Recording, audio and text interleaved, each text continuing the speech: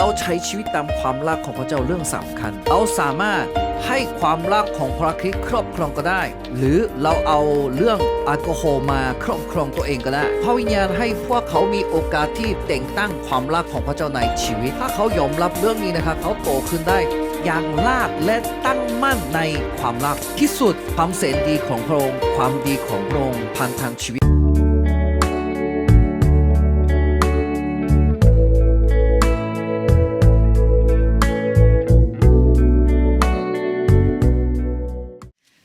우리 그 마지막 시간에 잠깐 우리 사랑에 대해서 나눴습니다.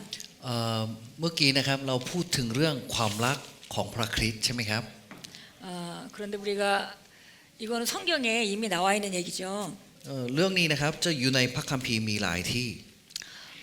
사도 바울은 이 성장 과정에 있는 메커니즘을 너무 잘 알았습니다. เปาโลเข้าใจระบบที่พระเจ้าจัดไว้ในชีวิตมนุษย์ 그래서 사도 바울이 성경에 세 가지 기도 예문을 남겨줬죠. ก็เลยเปาโลแนะนำคำอธิษฐานให้พี่น้องรู้จักนะครับ 예, 성령으로 말미암아 하는 세 가지 기도를 알려줬습니다. ก็เปาโลก็แนะนำอธิษฐานในพระวิญญาณนะครับ 예, 첫 번째 기도는 에베소 1장 17절부터 기도입니다. คำอธิษฐานที่เปาโลแนะนำคือเอเฟซัสบทที่1ข้อที่17ขึ้นไป 예, 이것은 그 너희가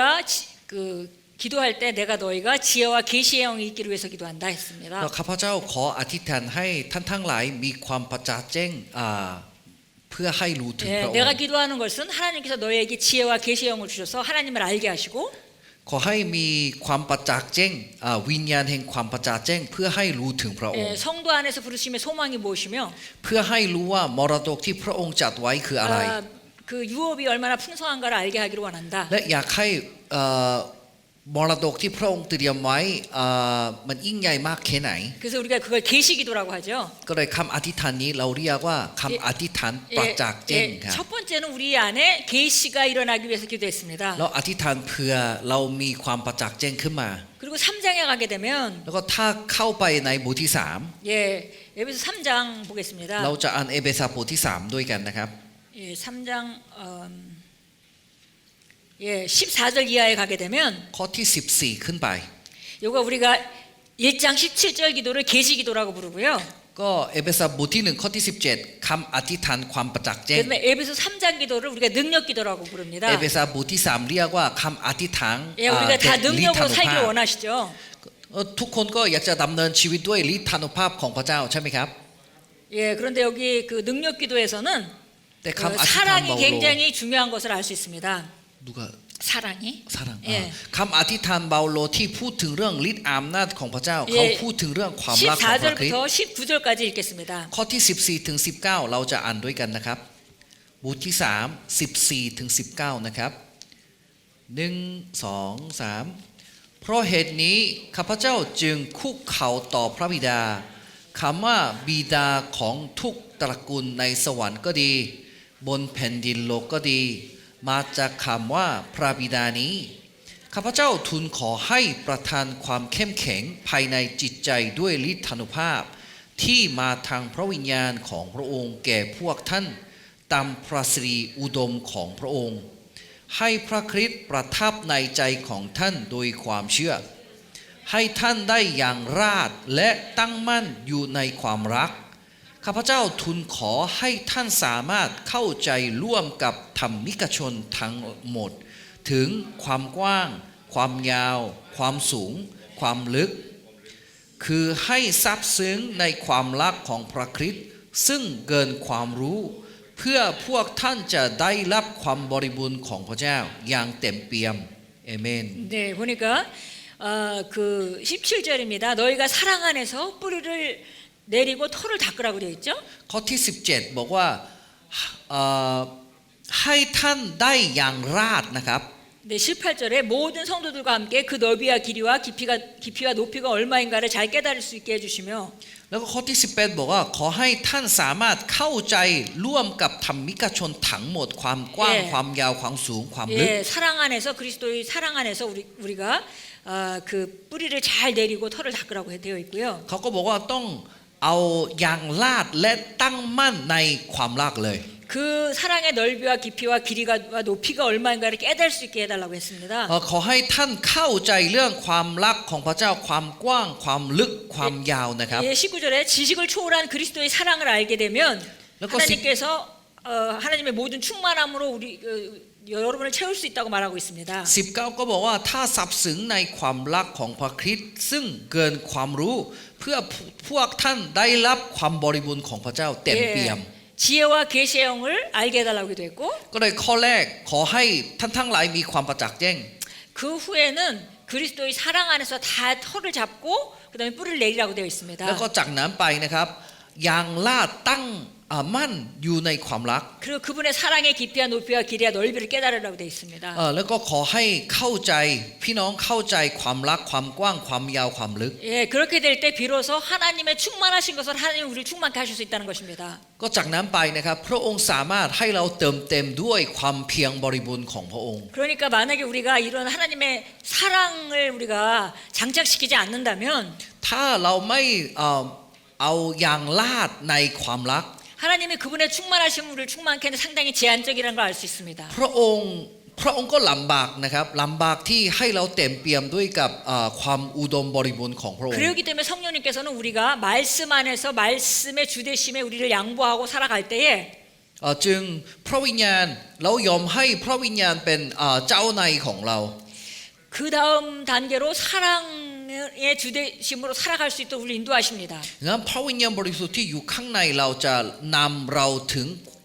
ความเข้าใจความรักของพระเจ้า 여러분 상당수는 이미 현장에서 그런 사랑을 확장할 기회가 있었을 것입니다. ก็คงพี่น้องหลายคนที่อยู่ที่นี่นะครับคงมีโอกาสหลายครั้งที่ขยายความรักของพระเจ้าที่อยู่ 그래서 ข้างในตัวเอง 그런 기회를 잘 받아들였다면 사랑을 장착시켰을 것이고요. ถ้าเรารับความรักนี้นะครับคงลาดมั่นในตัวเองอยู่ 예, 이렇게 한다는 걸 잘 모르기 때문에 이걸 거절하고 옛날식으로 돌아갔을 수도 있습니다. แต่ว่าบางคนนะครับปฏิเสธความรักของพระเจ้าและกลับไปเหนือหนังได้อยู่ด้วย 아까 우리가 알코올에 지배되는 삶과 비슷하게 사랑에 지배되는 삶을 살 수 있다는 말씀을 드렸습니다. ก็เมื่อกี้ก็ผมก็อธิบายว่าเราสามารถให้ความรักของพระคริสต์ครอบครองก็ได้ หรือเราเอาเรื่องแอลกอฮอล์มาครอบครองตัวเองก็ได้ 예, 사랑이 장착돼서 모든 상황들 안에 여러분이 그 사랑을 통해서 반응하도록 되어 있는 것입니다. ก็สำหรับคนที่ถูกสร้างใหม่เรานะครับเราก็อย่างลาดในความรักของพระเจ้านี่เป็นเรื่องธรรมดาของเรา 예, 뭐 이 동네에서는 어떤지 모르겠지만 한국에서는 종종 목사님들이 성도들이 교회를 옮길 때 막 서로 화를 내곤 합니다. ไม่รู้ว่าประเทศไทยเป็นยังไงก็ตามสำหรับคริสตจักรในเกาหลีนะครับบางครั้งถ้าสมาชิกที่นั่นจะย้ายไปคริสตจักรที่โน่นงั้นเสียพิบาลที่นั่นนะครับโมโหและด่าคริสตจักรที่นั่น 예, 이쪽 교회에 있다가 이쪽 교회로 갈 때 서로 목사님들끼리 서로 분쟁이 나는 거죠. ถ้าสมาชิกย้ายไปอีกคริสตจักรหนึ่งงั้นเสียพิบาลที่นั่นกับเสียพิบาลที่โน่นมันทะเลาะกัน 예, 근데 우리 목사님이 늘 말씀합니다. แต่ว่าอาจารย์สามีของฉันนะครับบอกอย่างนี้เสมอ 오른쪽에 있던 게 왼쪽 주머니로 가나 왼쪽 주머니에 있던 것이 오른쪽으로 가나 다 하나님 주머니에 있다. ก็เงินที่กระเป๋าสตางค์อันนี้กระเป๋าเสื้อด้านขวาย้ายไปเข้าไปย้ายไปกระเป๋าเสื้อด้านซ้ายมืองั้นสำหรับพระเจ้าเนี่ยอะไรได้มา 아멘. เอเมน 예. 그래서 누군가가 우리 사랑을 많이 받고 성장하다가 다른 교회로 간다고 할 때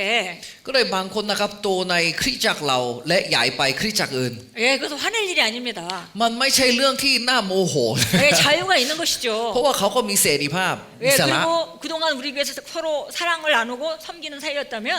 แล้วก็เราก็สาภาพที่รักซึ่งกันและกันเมื่อก่อนมาใช่ไหมครับ 감정적으로 서운할 수 있지만 ก็บางครั้งเนี่ยเราก็คงเสียใจก็ได้ 우리 그런 감정의 서운함을 그리스도의 사랑으로 극복해야 합니다. แต่ว่าความเสียดายนั้นนะครับเราต้องชนะให้ได้ตามความรักของพระบิ 예, ดา 그리고 진정한 마음으로 축복해줘야 되겠죠. เราควรจะอวยพรอย่างจริงจัง 그래서 그 사람은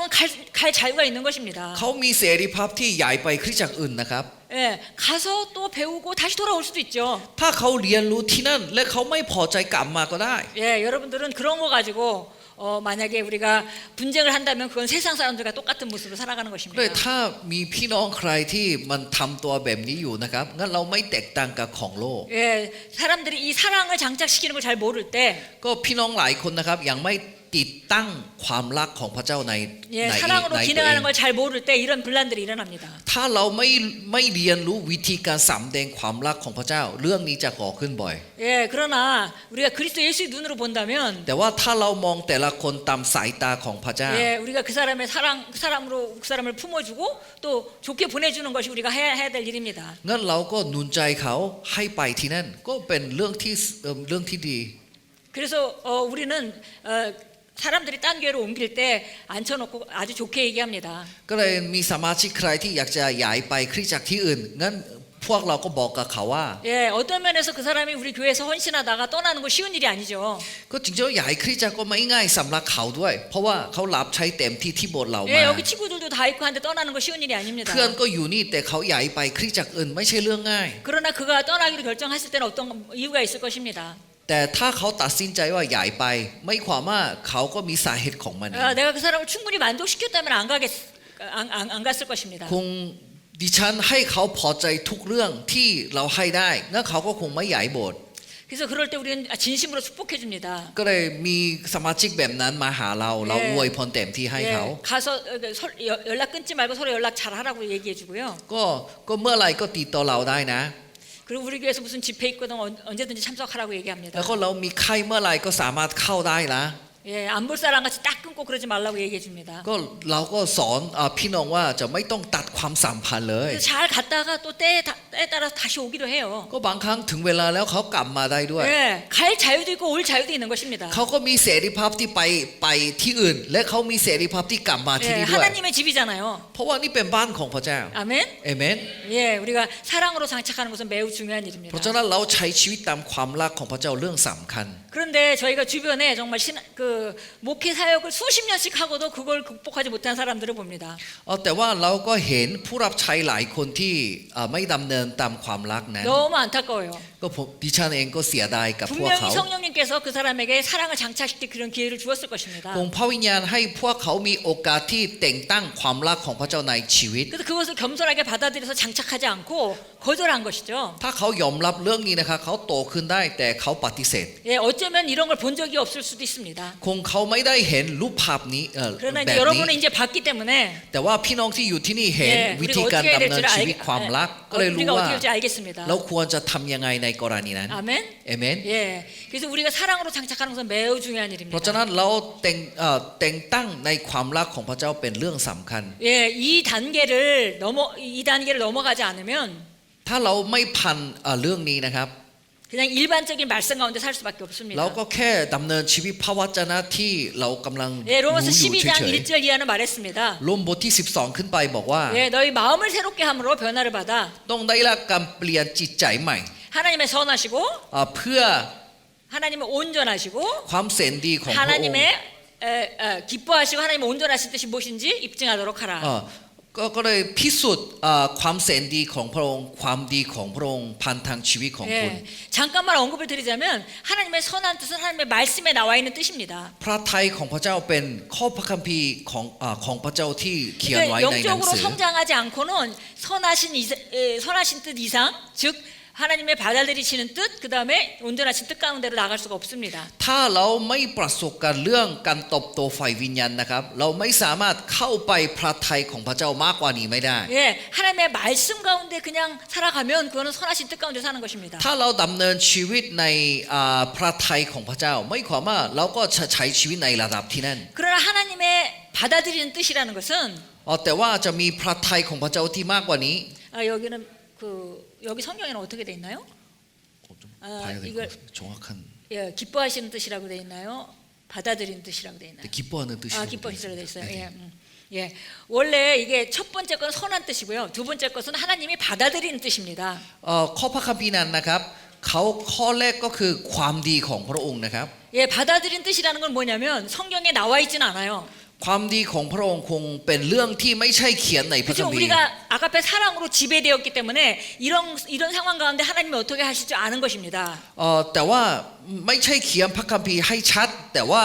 เราอ่านพระคัมภีร์เข้าใจบุคลิกของพระเจ้าแล้ว เรารู้ว่าพระเจ้าจะทำยังไงในสภาพ 그래서 นั้น 우리가 어떤 걸 선택할 때 하나님께서 맞아 잘했어 이렇게 그 받아들여 주시는 거죠. จึงเราจินตนาการแล้วพระเจ้าจะน่าจะตัดสินใจแบบนั้นงั้นพระวิญญาณที่อยู่ข้างในเราก็พิสูจน์ว่ามันใช่ 그러나 우리가 완벽한 뜻이라는 것은 정말 성령을 인도를 정확히 받을 때만 우리가 입증할 수 있습니다. แต่มากกว่านี้นะครับมีพระทัยที่สมบูรณ์แบบครับ 그러니까 예를 들면 어떤 사람이 돈을 가지고 다른 사람을 돕는 것은 선한 뜻입니다. สมมุติถ้าเรามีเงินเราช่วยคนที่ยากลำบากอันนี้เรียกว่าความดี 예, ครับ 성경에 가난한 자를 도우라고 했잖아요. พระคัมภีร์ก็บอกเขียนว่าต้องช่วยคนยากจนใช่ไหมครับ 그런데 그 사람이 그 같은 돈을 가지고 แต่ว่าเขานะครับเงินเท่ากันมา 하나님을 사랑하고 누군가를 사랑하기 때문에 복음을 위해서 그 헌물을 드린다면 그것은 하나님이 기뻐하시는 뜻이 됩니다. แล้วก็เราเอาเงินที่สำคัญของเรามาเราถวายที่รับใช้ที่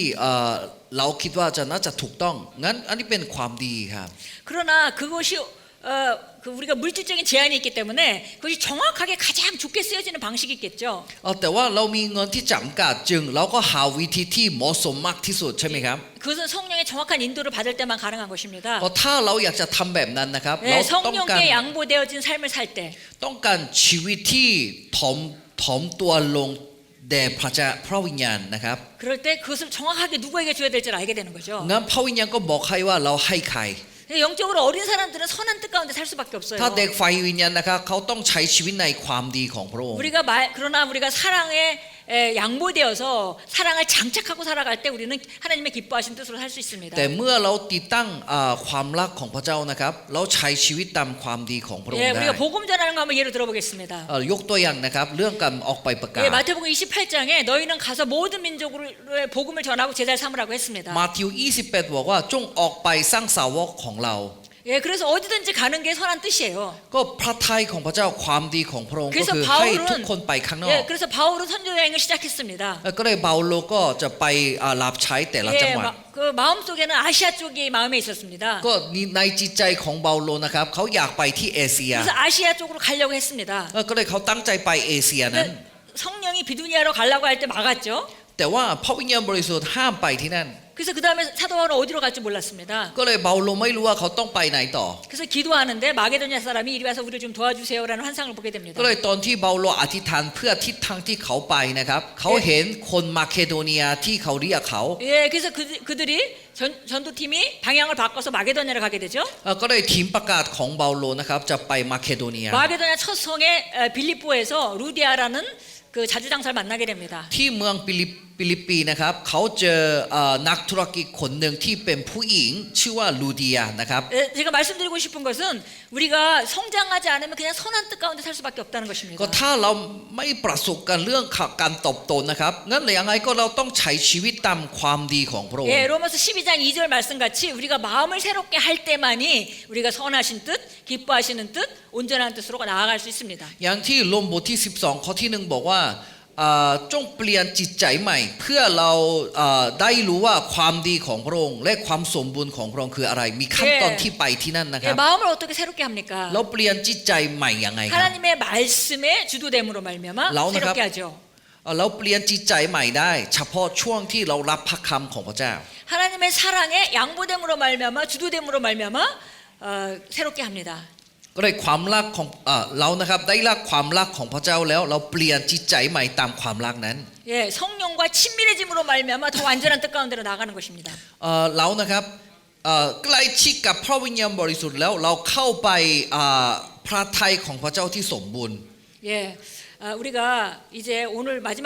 저는 마지막 시간인데요. สำหรับดิฉันนะครับวันนี้เป็นเวลาสุดท้ายสำหรับดิฉันนะครับ 저는 여러분하고 우리 안에 있는 빛에 대해서 나누고 싶습니다. คำสอนสุดท้ายนะครับผมอยากจะแนะนำความแสงสว่างที่อยู่ในเรา 예, 우리는 세상의 빛입니다. เราเป็นแสงสว่างของโลก 예, 요한복음 9장 5절에서 예수님이 나는 내가 이 땅에 있는 동안 세상의 빛이라고 말씀하셨어요. ก็โยนบทที่9ข้อที่5ก็บอกว่า เย้ เท่าที่พระองค์อยู่ที่นี่พระองค์เป็นแสงสว่างของโลก 예, 예수님은 이 땅에 있는 동안 이 땅에 빛이셨죠. เมื่อพระเยซูอยู่บนโลกนี้นะครับพระองค์เป็นแสงสว่างของโลก 근데 거기서 그치지 않고 마태복음 5장 14절, 15절, 16절에 가니까 너희는 세상의 빛이라고 말했습니다. แต่ว่าหลังจากเข้าไปมาทิวบทที่5ข้อที่14ถึง16นะครับ 자, 우리 한번 고백해 보겠습니다. พระเยซูก็บอกอย่างนั้นนะครับพูดตามนะครับ 나는 세상의 빛입니다. ฉันเป็นแสงสว่างของโลก 나는 세상의 빛입니다. ฉันเป็นแสงสว่างของโลก 예, 예수님이 하신 말씀이죠. 그리고 산 위에 있는 성읍이 감추어지지 못할 것이다라고 말했습니다. แล้วก็บอกว่าเมืองที่อยู่บนดอยนะครับไม่สามารถซ่อนความแสงสว่างของเรา 네, ได้ 우리 잠깐 찾아볼까요? 마태복음 5장 라우자. 14절부터 16절까지입니다. เราจะหาข้อพระคัมภีร์ด้วยกันนะครับมาทิวบทที่5นะครับข้อที่14ถึง16นะครับ 5장 14절부터 16절까지입니다. มาทิวบทที่10บทที่5ข้อที่14ถึง16 1 2 3ทั้งหลายเป็นความสว่างของโลกนาครซึ่งอยู่บนภูเขาจะถูกปิดบังไว้ไม่ได้ เมื่อจุดตะเกียงแล้วไม่มีผู้ใดเอาถังครอบไว้ ย่อมตั้งไว้บนเชิงตะเกียง จะได้ส่องสว่างแก่ทุกคนที่อยู่ในบ้านนั้น พวกท่านจงส่องสว่างแก่คนทั้งปวง เพื่อว่าเมื่อเขาทั้งหลายได้เห็นความดีที่ท่านทำพวกเขาจะได้สรรเสริญพระบิดาของท่านผู้สถิตในสวรรค์เอเม 네, น 우리는 세상의 빛입니다. เราเป็นแสงสว่างของโลกค 우리는 รับ 세상에 숨겨질 수가 없습니다. เรานะครับถูกปิดไว้กับโลกไม่ได้ครับ 예, 15절에 말했습니다. 누가 불을 켜서 말 아래 가둬두겠냐? ข้อที่15ก็บอกว่าเมื่อจุดตะเกียงแล้วใครจะวางใต้ดิน 예, 불을 켜는 목적은 집안을 모두 다 비추기 위해서입니다. ทำไมเราใช้ตะเกียงเพื่อให้ห้องนี้สว่างขึ้นใช่ไหม 예, ครับ 그 16절에 말합니다. ข้อที่16 그러므로 너희 빛이 사람들 앞에 비치게 하여 เพราะฉะนั้นท่านทั้งหลายให้ความสว่างของคุณให้โลกนี้เห็น 그들로 너희 선행을 보게 하고 ให้เห็นการทำดีของคุณ 하늘에 계신 너희 아버지께 영광을 돌리게 하라. เพื่อจะได้สรรเสริญพระบิดาของท่าน 예, 우리가 선행으로 빛을 비출 때 하나님이 영광 받으시게 되는 것입니다. เมื่อเราทำการดีนะครับดีให้สองสว่างของพระเจ้าที่อยู่ในเรา 예, พระ 여기서 เจ้าได้รับ 선행이라는 การสรรเสริญ 것은 예, 여기서 선행이라는 것은 good work이라고 되어 있습니다. การทำดีภาษาอังกฤษคือ good work นะครับ 예, 좋은 일입니다. นี่เป็นการทำดี 예, 하나님의 모든 일을 포함하죠. นี่เป็นการทำเป็นพูดถึงเรื่องงานของพระเจ้า 예, 나가서 복음을 전하는 일도 그 포함되고요. เช่นออกไปประกาศ 예, 나가서 병을 고치는 일도 포함됩니다. และวางมือรักษาโรค 나가서 친절하게 하는 일도 포함됩니다. และเราใจดีต่อคนข้างหน้า 여러분이 나가서 예수 이름으로 축복하는 일도 포함됩니다. เมื่อเราออกไปอวยพรผู้อื่น อันนี้ก็เป็นการทำดี 예, 어떤 사람에게 들어가서 정말 그 사람을 구원하는 것은 최고의 선한 일이 되겠습니다. ยังไงก็สิ่งที่สำคัญที่สุดก็คือให้คนหนึ่งคนใดได้รับความรอด 그러니까 우리는 하나님이 비추는 빛이 돼서 그분의 손이 되고 입이 되기를 원하시는 것입니다. พระเจ้าอยากให้เราเป็นมือเท้าของพระเจ้า เพื่อพวกเขาถึงความรอดครับ 예, 하나님께서 우리를 통해서 일하시기 원하시는 거죠. พระเจ้าอยากจะทำงานผ่านทางชีวิตเรา 예, 그분의 목소리가 되고 그분의 손이 되는 것입니다. อยากให้เราเป็นเสียงของพระเจ้า 예, 우리 한번 고백하겠습니다. พูดตามนะครับ 주님, พระองค์เจ้าข้า 나를 통해 일하십시오. ทำงานผ่านทางข้าพเจ้า 나는 주의 목소리가 되겠습니다. ข้าพเจ้าเป็นเสียงของพระเจ้า 주님의 손이 되겠습니다. ข้าพเจ้าเป็นมือของพระเจ้า 주님이 가고자 하는 발이 되겠습니다. ที่ไหนที่พระองค์อยากไปข้าพเจ้าจะไป 나를 통하여 일하십시오. พระองค์ทำงานผ่านทางชีวิตข้าพเจ้าเถิด 그런데 우리 안에 있는 능력을 따라 하나님이 얼마큼 역사할 수가 정해진다는 것입니다. แต่พระเจ้าทำงานได้ผ่านทางชีวิตของเราตามที่ภายในของเราเป็นอยู่นั้น 예, 우리 모두 안에는 영광이 있습니다. ในเรานะครับมีพระสิริของพระเจ้า 근데 그 빛은 전부 다 강도가 달라요. แต่พระสิริที่อยู่ข้างในแต่ละคนนะครับความส่องสว่างของมันไม่เท่าเทียมกัน 예, 그 빛은 하나님의 능력의 실제화된 것입니다. เพราะว่านี่เป็นการฤทธิ์อำนาจของพระเจ้าที่เข้ามาในเรา 예, 이 빛은 우리가 계시가 증가할 때 증가하게 됩니다. ยิ่งความประจักษ์แจ้งของเรามากขึ้น ความแสงสว่างที่อยู่ในเราก็เจริญขึ้น 우리가 말씀을 실천해서 움직일 때 이 빛은 더 증가하게 됩니다. เมื่อเราปฏิบัติตามพระวจนะของพระเจ้าความส่องสว่างที่อยู่ในเราจะ 예, เจริญ 우리 ขึ้น 안에 있는 영광으로부터 능력이 있습니다. อำนาจของเรานะครับมาจากข้างในเรา 예, นี้ 에베소 3장 16절부터 보겠습니다. เราจะอ่านเอเบซัสบทที่3ข้อที่16นะครับ 16절부터 20절까지 보겠습니다. เราจะอ่านเอเฟซัสบทที่ 16 ถึงข้อที่ 20 นะครับ เราจะอ่านด้วยกันนะครับ 1 2 3 ข้าพเจ้าทูลขอให้ประทานความเข้มแข็งภายในจิตใจด้วยฤทธานุภาพที่มาทางพระวิญญาณของพระองค์แก่พวกท่านตามพระสิริอันอุดมของพระองค์ให้พระคริสต์ประทับในใจของท่านโดยทางความเชื่อให้ท่านได้อย่างลากและตั้งมั่นอยู่ในความรักข้าพเจ้าทูลขอให้ท่านสามารถเข้าใจร่วมกับธรรมิกชนทั้งหมดถึงความกว้างความยาวความสูงและความลึกคือให้สับซึ้งในความรักของพระคริสต์ซึ่งเกินความรู้เพื่อพวกท่านจะได้ครบบริบูรณ์ของพระเจ้าอย่างเต็มเปี่ยม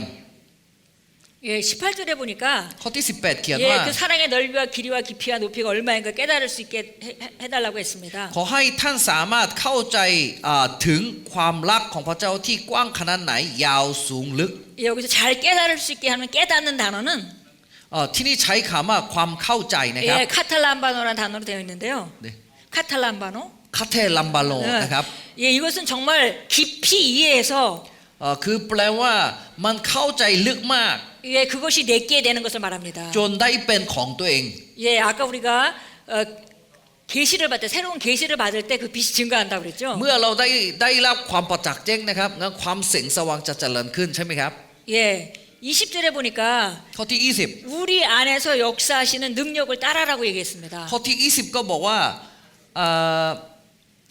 มากยิ่งกว่านั้นที่เราทูลขอคิดโดยฤทธานุภาพที่ทำกิจอยู่ภายใน 그 เรา 능력이 다 다르다는 것이죠. ไม่ความว่าจะในฤทธิ์ที่อยู่ข้างในแต่ละคนนะครับจะไม่เท่ากัน 그것이 활성화될 때 우리가 구하는 것이나 생각하는 모든 것보다 훨씬 더 뛰어나게 주실 수 있는 분이라고 말합니다. เมื่อฤทธานุภาพที่อยู่ข้างในเราเคลื่อนไหวนะครับงั้นเราก็สามารถสำแดงความรักของพระ 예, เจ้ามากขึ้น 그분은 กว่าเดิม 우리가 생각하거나 구하는 것보다 훨씬 더 주실 수 있는데 พระองค์สามารถให้มากกว่าที่เราทูลขอ 그것이 우리 안에 역사하는 그 능력에 따라 제한된다는 것입니다. แต่ว่าเรื่องที่พระองค์ให้เรานะครับมันถูกจำกัดไว้กับภายในเรา 성경은 이 영광이 우리 안에 있다고 말하고 있습니다. ก็พระองค์ก็บอกว่าจะเรามีพระสิริของพระองค์ 예, 우리가 전 시간에 우리가 거울 원리를 말했습니다. ก็ครั้งที่แล้วนะครับผมก็สอนเรื่องเกี่ยวกับกฎหมายกระจกเงา 예, นะครับ 우리가 하나님의 말씀을 들여다보면 들여다볼수록 ยิ่งเรามองพระวจนะของพระองค์ 안에 있는 빛이 점점 증가한다고 되어 ความ 있죠. แสงสว่างที่อยู่ในตัวเองจะเจริญยิ่งขึ้น 그 빛은 우리가 밝기로 표현될 수도 있지만 ความแสงสว่างนะครับเราก็มันอธิบายได้ว่าสว่างหรือหน่อยลง 그것은 능력이기도 합니다. แต่ว่าความแสงสว่างนั้นนะครับเราใช้คำอื่นว่าฤทธานุภาพก็ได้ 예, 그것은 영향력이기도 합니다. ใช้คำอื่นก็เราบอกว่าอิทธิพลต่อผู้อื่นก็ได้ 예, 여러분이 아마 똑같이 하는 말씀을 말하는데 누군가의 말이 훨씬 더 영향력이 있는 것을 경험한 적이 있을 แม้ว่า 것입니다. เราพูดตามข้อพระคัมภีร์ก็ตามก็บางคนเนี่ยพูดแบบมีพลังบางคนเนี่ยพูดแบบไม่มีพลัง 예, 세상 사람들이 예수님의 설교를 들으면서 그런 말을 했습니다. คนที่ไม่รู้จักพระเจ้าฟังคำเทศนาแต่ละคนแล้วบอก 예, ว่า 권세 있는 자의 말과 같다 했죠. คนนั้นเนี่ยเหมือนคนที่มีฤทธิ์อำนาจ 제자들에게도 세상 사람들이 그런 말을 했습니다. ก็สำหรับคนที่ไม่รู้จักพระเจ้าบอกกับสาวกว่าอย่างนั้น 그들이 뭐 배움이 많지 않은 사람들이었는데 พวกเขาเรียนหนังสือไม่สูง 말하는 게 다르다는 แต่ 것입니다. เขาเนี่ยพูดแบบคนที่มีฤทธิ์อำนาจ 예, 다르다는 건 뭘 말할까요? ทำไมพวกเขาแตกต่างกัน 예, 그만큼 영향력이 있다는 걸 ไม่ความว่า 말합니다. พวกเขามีอิทธิพลต่อคนรอบข้าง 그래서 우리가 계시 지식이 증가하고 우리가 삶의 말씀을 적용하고 살아갈 때 이 빛은 점점 더 빛나게 됩니다. เพราะฉะนั้นยิ่งความประจักษ์แจ้งของเราเจริญยิ่งขึ้นยิ่งเข้าใจพระวจนะของพระเจ้าใช้ในชีวิตประจำวันมากขึ้น 예, 이 영광이 우리 안에 있습니다. พระสิริของพระเจ้าก็เจริญยิ่งขึ้นจนคนอื่นมองเห็น 그리고 잠언서 4장 18절은 말합니다. สุภาษิตก็บอกไว้ว่า 의인의 삶은 돋는 해와 같다. ชีวิตของผู้ชอบธรรมเหมือนแสงอรุณ 예, 돋는 해가 처음에 아침에 미명에 떠오르죠. แสงอรุณนะครับตอนที่มืดๆเขาค่อยๆขึ้น 그리고 점점 더 밝아집니다. และค่อยๆสว่างมากขึ้นจนเที่ยงวัน 정오의 중천에 해가 뜨게 되면 가장 밝을 때이죠. ถึงเที่ยงวันแล้วสว่างเต็มที่เลย 이와 같이 의인의 삶도 그렇다고 말했습니다. เช่นเดียวกันชีวิตผู้ชอบธรรมก็เป็นอย่างนี้ 예, 예, 예수님이 변화산을 여러분이 읽으신 적이 있습니다. แต่ละคนก็คงได้ยินเรื่องเราภูเขาที่พระองค์ได้รับการเปลี่ยน 예, 예수님 얼굴이 확 변했습니다. หลังจากขึ้นภูเขาที่นั่นแล้วหน้าพระเยซูคริสต์ได้เปลี่ยน 그것은 사람들을 위해서 하나님께서 그렇게 밖으로 나타나게 보여주신 거였지만 เปลี่ยนไม่ความว่าจะพระสิริของพระเจ้าออกมาจากหน้าของ 그 ตัวเอง 영광은 주님 안에 항상 있었습니다. ยังไงก็ตามพระเยซูคริสต์อยู่กับพระเจ้าตลอดมา 이사야서 60장 1절도 말합니다. 일어나서 빛을 발하라. อิสายาห์บทที่60ข้อที่1ก็บอกว่าจงลุกขึ้นส่องสว่างของพระเจ้า 예, 그 빛이 너에게 이르렀다. ความแสงสว่างนั้นจะเข้ามาในชีวิตคุณ 예, 이 빛은 증가한다고 말씀드렸죠. ก็เมื่อกี้ก็บอกว่าความแสงสว่างนั้นจะเจริญขึ้นใช่ไหมครับ 예, 계시가 증가할 때 그 빛은 증가합니다. ยิ่งความประจักษ์แจ้งมากขึ้นงั้นความแสงสว่างก็ใหญ่ขึ้น 예, 정확한 지식이 있을 때 증가한다는 것입니다. มีความรู้ที่ชัดเจนงั้นเขาก็เข้าใจชัดเจนขึ้น 예, 우리가 또 하나님의 말씀을 실현할 때 이 빛은 증가하게 됩니다. แล้วก็เราวางใจกับพระวจนะงั้นความแสงสว่างก็เจริญขึ้น 우리 모두에게는 온전한 빛이 들어 있습니다. แต่ละคนนะครับมีพระสิริที่สมบูรณ์แบบ 그러나 사람마다 다 다르게 그것을 실제화할 수 있는 능력은 다를 것입니다. แต่ว่าความแสงสว่างที่อยู่ข้างในเราให้เป็นจริงนะครับแต่ละคนมันไม่เท่ากัน 예, 계시의 수준에 따라서 믿는 것에 따라서 다르겠죠. ความประจักษ์แจ้งมากแค่ไหนเขาก็เชื่อได้ประมาณนั้น 근데 여러분은 언제든지 가지고 있는 빛을 활성화시켜서 사용할 수가 있습니다. แต่เมื่อไรก็ตามแสงสว่างที่อยู่ในเรานะครับเราสามารถให้เคลื่อนไหวให้ออกมาในชีวิตประจำวันได้ 예, 여러분은 여러분 안에 그 빛이 있다는 것을 알아야 합니다. แต่ควรจะพี่น้องคริสเตียนรู้ว่าเรามีแสงสว่าง 그리고 언제든지 그것을 활용할 수 있어야 됩니다. และควรจะใช้ช่วงที่เราต้องการ 예, 그래서 이 빛을 갖다 그 예수님께서 침례 요한의 빛을 말했습니다. เพราะฉะนั้นเมื่อพูดถึงเรื่องความส่องสว่างนะครับพระเจ้าเปรียบเทียบกับยอห์นผู้ให้รับบัพติศมา 예, 그는 빛나고 타오르는 불이었다. พระองค์ก็บอกเขาว่าเขาเป็นจุดไฟที่แรงมาก 너희가 빛 가운데 잠시 그의 빛 가운데 있길 너희가 즐거워했다. แล้วก็ประชากรเนี่ยชอบอยู่ในความส่องสว่างของยอห์น 예, 우리에게도 이 빛이 있다는 것을 인식해야 합니다. เราก็ควรจะลึกถึงว่าเราก็มีความแสงสว่างนั้น 예, 영안의 실제적인 능력이 실제화되어서 육체로 나타나는 것입니다. พระสิริที่อยู่ข้างในตัวเองนะครับออกมาในชีวิตประจำวัน 예, 우리가 눈에 보이지 않지만 전기 같은 능력이 우리 안에 있는 것입니다. แม้ว่าเรามองไม่เห็นแต่มีพลังที่คล้ายๆไฟฟ้านะครับอยู่ข้างในเรา 그 능력은 우리가 말할 때 실제화됩니다. แล้วก็ความสามารถนั้นนะครับหลุดออกมาเป็นจริงเมื่อเราพูดออกมา 제가 우리 한번 고백하겠습니다. เราพูดตามนะครับ 나의 영 안에는 언제나 빛나는 빛이 있습니다. ในวิญญาณข้าพเจ้ามีพระสิริของพระองค์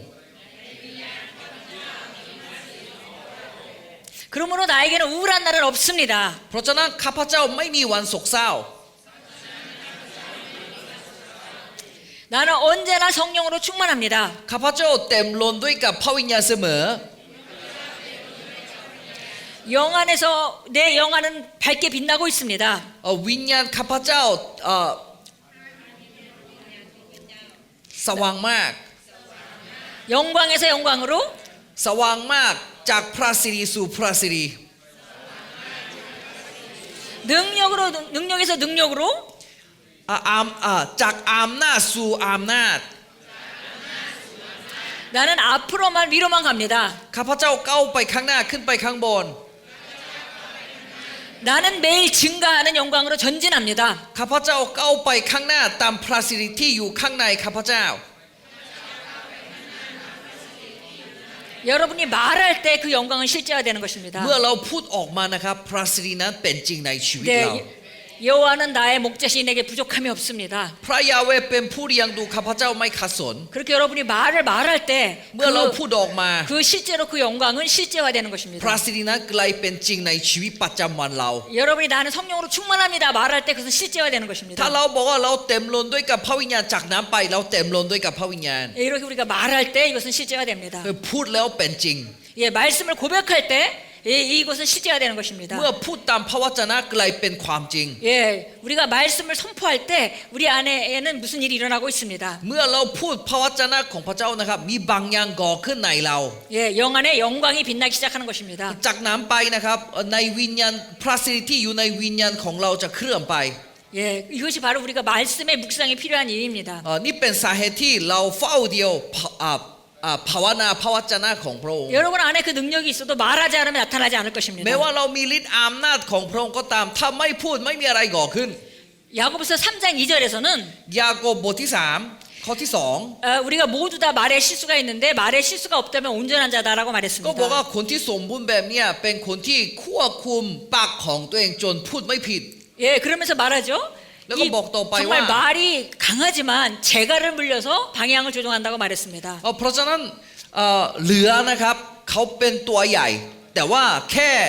ขับขี่เล็กๆที่ขับขี่เล็กๆนะครับเขาจะเคลื่อนไหวเรือเลย 예, 배가 정말 거대한 배지만 이 키 하나로 방향을 조종한다고 เรือ 말했습니다. ใหญ่มากแต่ที่ขับเรือนะครับก็สามารถ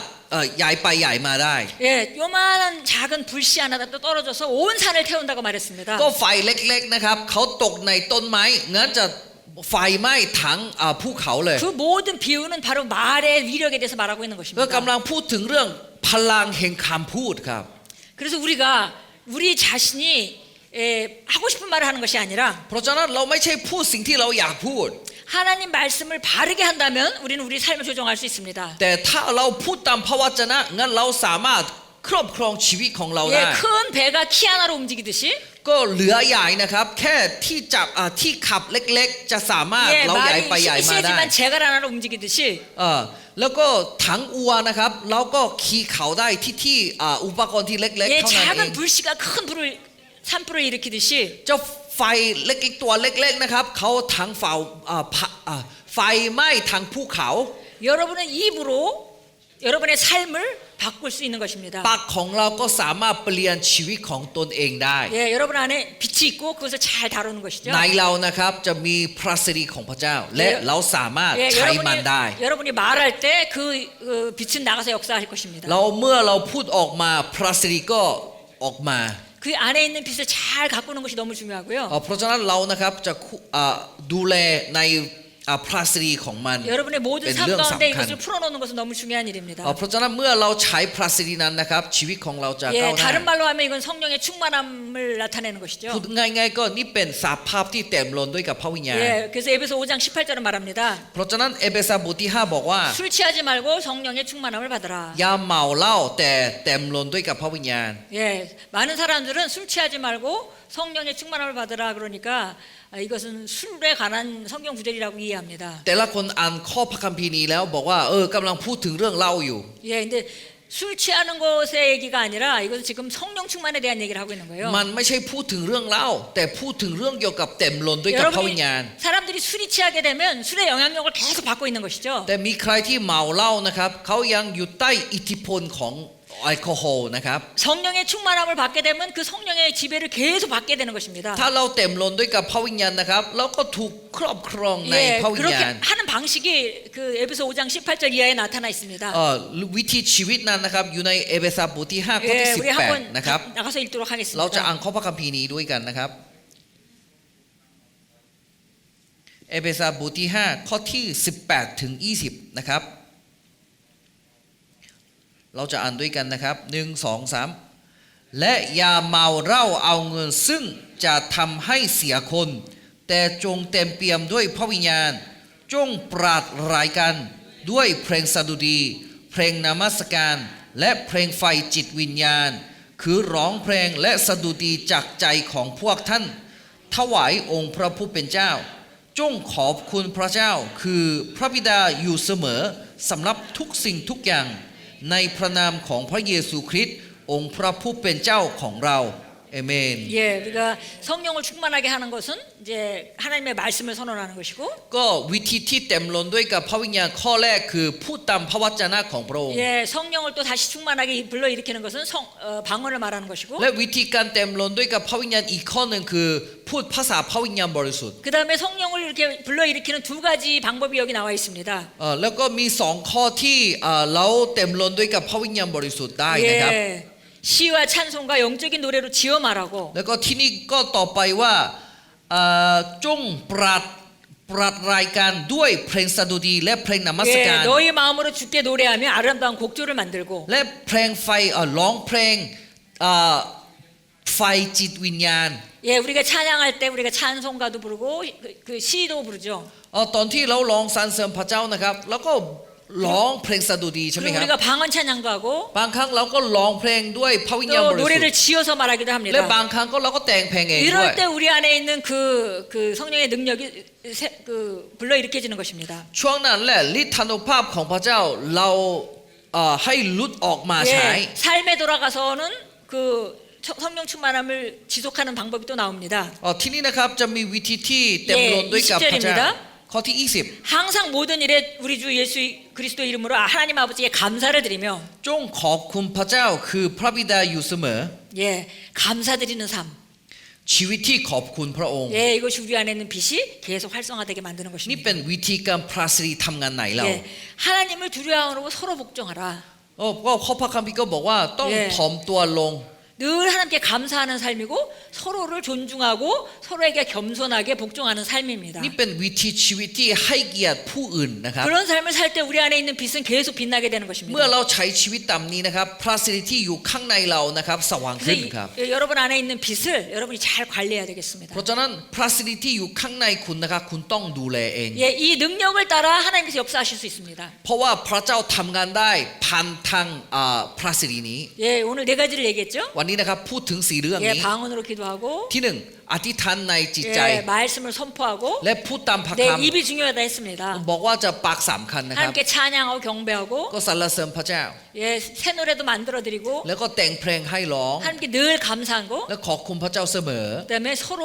겸손하게 서로 복종하는 삶. และถ่อมตัวลงเพื่อให้เกียรติกันและ 이렇게 กัน 할 때 우리 안에 있는 빛은 잘 관리되는 것입니다. อันนี้เรียกว่ากำลังดูแล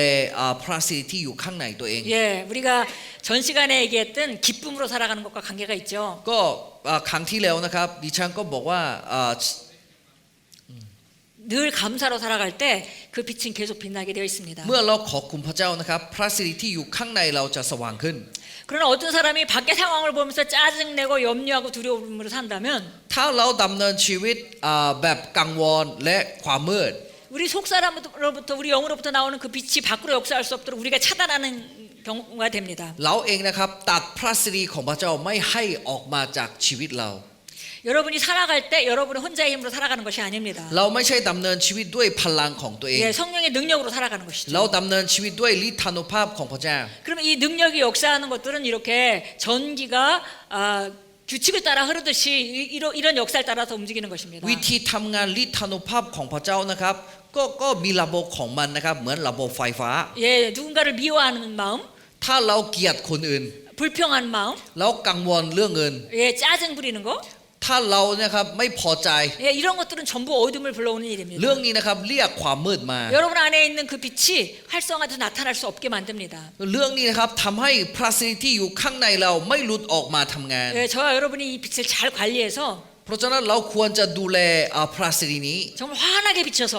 แล้วก็พระสิรินี้ให้ส่องสว่างมากขึ้น 여러분이 ในรอบข้าง 가는 เรา 곳마다 แม้ว่าทุกท่านไปไหนก็ตาม 하나님께서 여러분을 빛으로 사용하기를 바랍니다. ขอให้พระเจ้าใช้ความสว่างที่อยู่ในชีวิตคุณเต็มที่ได้นะครับ อาเมน เอเมน 아멘. 예, 우리 제가 그 과제를 하나 드렸잖아요. 그래서 우리가 사랑을 장착시키는 그런 작업을 여러분이 다음 만날 때까지 계속 하시기를 부탁드립니다. ขอให้ครั้งหน้าเราพบกันอีกครั้งหนึ่งนะครับ ขอให้แต่ละคนติดตั้งความรักของพระเจ้าในตัวเองกลับมานะครับ 여러분의 아가페 사랑을 잘 장착하면 누군가에게도 불평이 생기지 않을 것입니다. ถ้าเราติดตั้งความรักอากาเป้นะครับเราไม่บนสถานการณ์หรือเราไม่ด่าคนอื่น 여러분이 이걸 장착시키면은 여러분이 어떤 삶을 살 수 있는지 정말 놀랄 것입니다. ถ้าเราติดตั้งความรักนี้ได้งั้นคุณก็ตกใจเองว่าชีวิตง่ายขนาดนี้เลยเหรอ 많은 사람들이 여기 이르지 못했습니다. 많은 그리스도인들이 여기 이르지 못했습니다.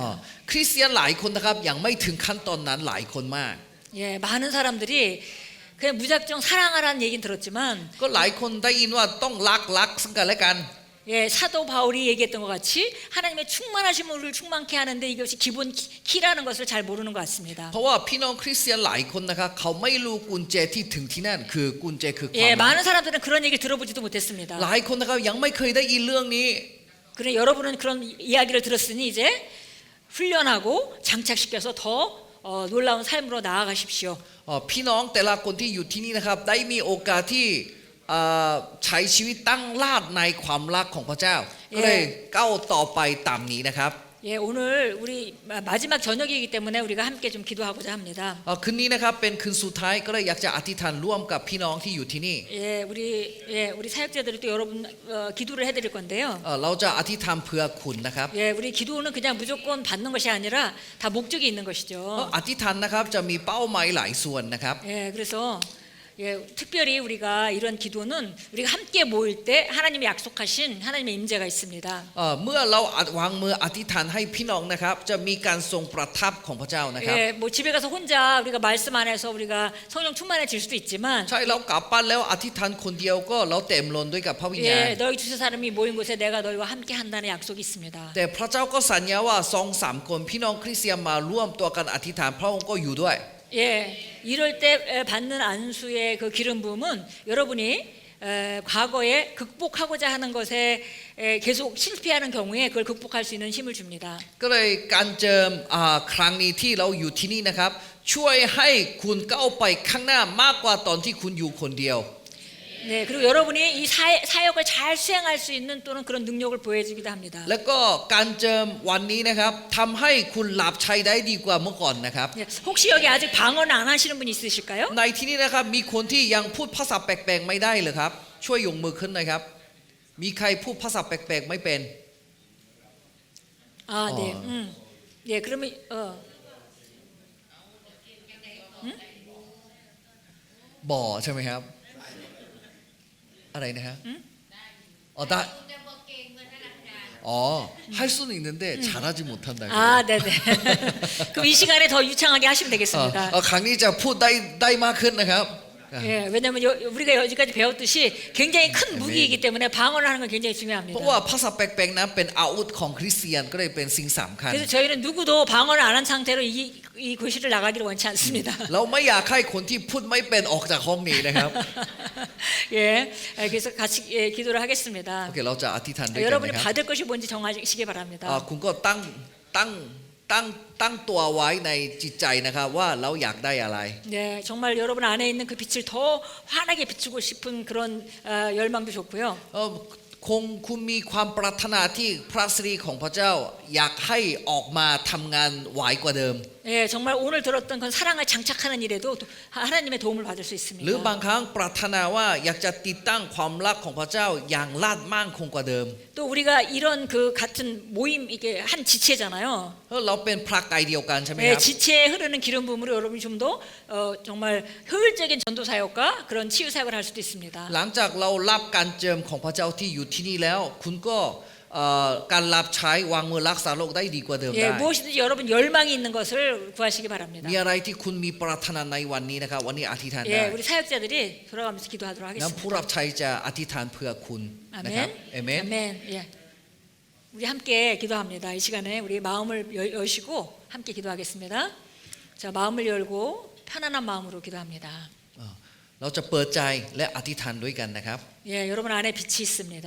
ในคุณมีพระสิริของพระองค์ 이 시간 그 빛을 풀어놓습니다. วันนี้พระสิริของพระเจ้าให้เต็มเปี่ยมในที่ 그 นี้ 빛은 내 영으로부터 나와서 ความแสงสว่างนั้นออกมาจากวิญญาณของเรา 내 몸을 충만하게 할 และ 것입니다. ให้เต็มล้นด้วยทางร่างกายของเราด้วย 내가 말하는 말과 함께 일할 것입니다. และทำงานด้วยกับที่เราพูดออกมาในวันนี้ 내가 병든 자에게 손을 얹을 때 함께 일할 것입니다. เมื่อเราวางมือนะครับ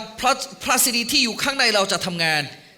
주님 영과 혼과 육을 전부 주님께 내어놓습니다. ทั้งวิญญาณจิตใจร่างกายถวายแด่พระองค์ 주님께서 내 영으로부터 혼과 육체까지 역사하실 것을 이 시간에 기대합니다. เวลานี้นะครับเราปรารถนาให้พระเจ้าทำงานทั้งวิญญาณจิตใจร่างกายที่อยู่ที่นี่ 예, 우리 각자 주님을 바라보며 영과 혼과 육을 다 내드리는 그런 마음으로 우리 기도하도록 하겠습니다. เรามองพระเจ้าและอธิษฐานตามนี้ด้วยกันนะครับ